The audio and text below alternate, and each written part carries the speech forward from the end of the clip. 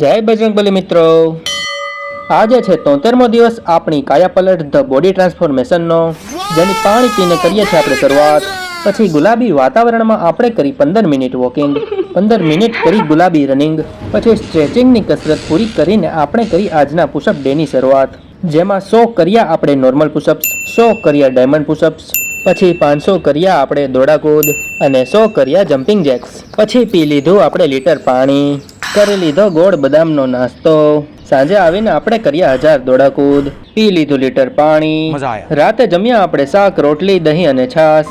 આજે ભગવદ્ ગીતામાં આપણે જાણ્યું કે વૈદિક શાસ્ત્રજ્ઞ અનુસાર આતતાયી એટલે કે મહાપાપી 6 પ્રકારના હોય છે, જેમ કે વિષ એટલે કે ઝેર આપનાર, ઘરને આગ લગાડનાર, ઘાતક શસ્ત્રોથી આક્રમણ કરનાર, ધન સંપત્તિ લૂંટનાર, પારકી જમીન પચાવી પાડનાર અને પર સ્ત્રીનું અપહરણ કરનાર.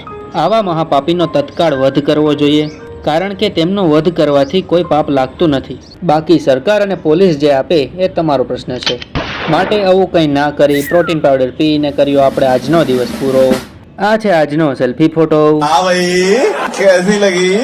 तेरे नाम का कुत्ता पालूं साले.